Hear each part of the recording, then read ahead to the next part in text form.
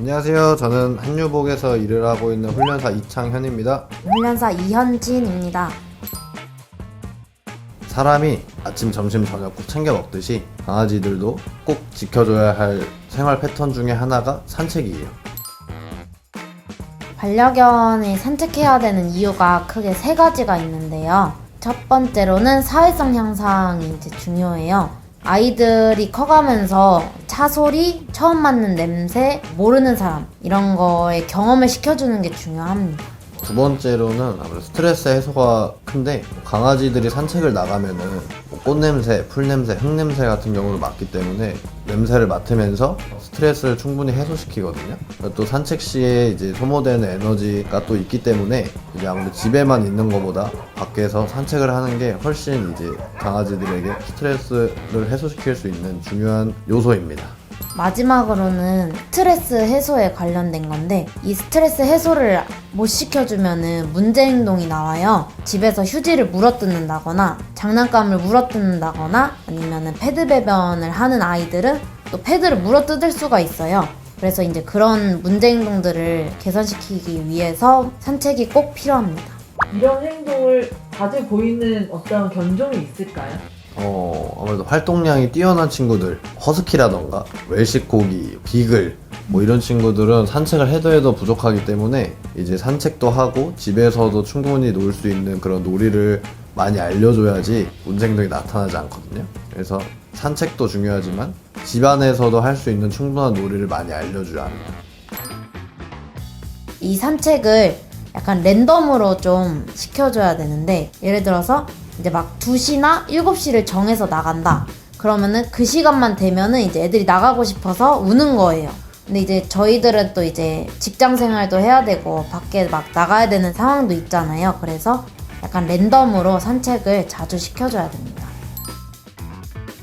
반려견 산책할 때 꼭 필요한 준비물은 배변 봉투, 인식표, 목줄, 물통 이렇게 4가지로 크게 분류할 수 있는데요. 그 4가지 중에서 인식표가 제일 중요해요. 강아지들을 잃어버릴 수도 있어서 반려동물 등록제에서 이제 보호법상으로 이 인식표를 꼭 착용해줘야 된다고 나와 있어요. 생후 2개월 된 아이들에게 고유 번호를 인식시켜줘가지고 칩을 등록하는 시기예요. 그래서 잃어버리지 않게 잘 인식표를 착용해 주셔야 됩니다.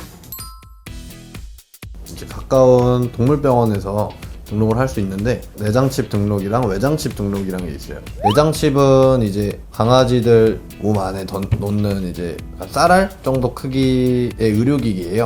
그리고 목걸이 형식의 펜던트인 외장형 칩이 있는데 둘 다 똑같은 이제 또 의료기기여서 잃어버렸을 때 거기 있는 고유 번호를 체크를 해서 소유주의 개인 정보가 다 떠요. 이름, 전화번호, 주소. 저희가 연락을 드려서 잃어버린 아이들을 다시 집으로 돌려보내주는 그런 아주 중요한 역할이기 때문에 인식표는 꼭 필요합니다.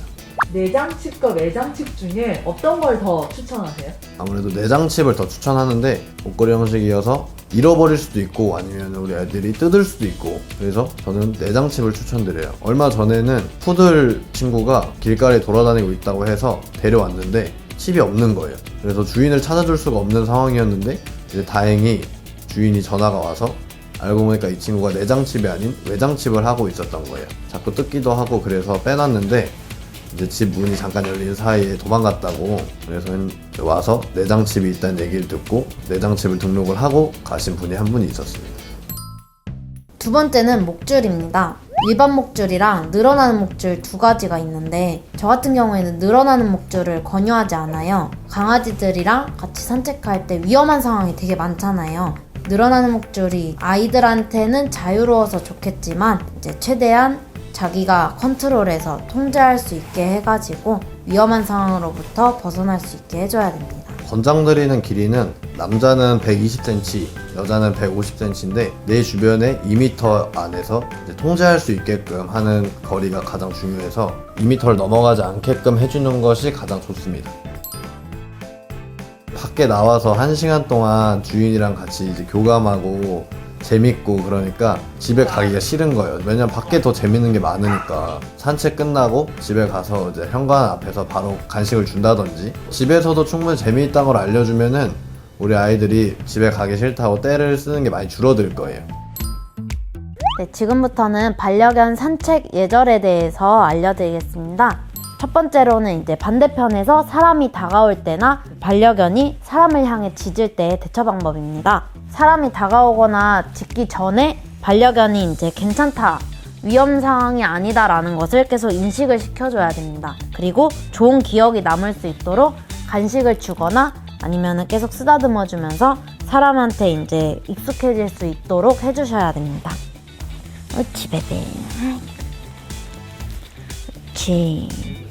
두 번째로는 반려견이 사람을 향해 갑자기 뛰어들 때의 대처 방법입니다. 앉아. 기다려. 이렇게 자기 반려견을 먼저 앉히고 기다려를 시킨 이후에 다가오는 사람에게 잠시 기다려달라는 신호를 보내줍니다. 그리고 이제 어린아이가 강아지가 이제 귀엽거나 만지고 싶어가지고 다가오는 경우에는 어린아이나 보호자에게 우리 강아지가 위험할 수도 있어서 다가오지 말아달라고 정중하게 거절을 하면 됩니다. 마지막으로는 우리 반려견이 산책 시에 흥분해서 먼저 뛰쳐나갔을 때의 대처 방법입니다. 이렇게 먼저 앞으로 치고 나갈 때 잠깐 멈춰서 가지고 기다렸다가 반려견이 다가올 때 간식으로 보상을 줍니다. 또 가다가 먼저 갈 경우에는 그때 또 멈춰서 가지고 기다렸다가 우리 아이가 가까이 이렇게 다가올 시에 간식을 줍니다. 이거를 반복적으로 계속 하시면 됩니다. 베베 앉아. 엎드려. 베베 앉아. 베베 돌아. 베베 자로 돌아. 옳지. 앉아. 베베 손. 베베 손. 옳지. 베베 차려. 베베 주세요. 베베 주세요. 베베 치자. 치자. 치자. 베베 치자. 베베 치자. 옳지. 베베 기다려. 빵. 영상 재밌게 보셨다면 구독, 좋아요. 알림 설정. 네, 영상 재밌게 보셨다면 구독, 좋아요. 알림 설정까지 잊지 잊지 마세요. 마세요.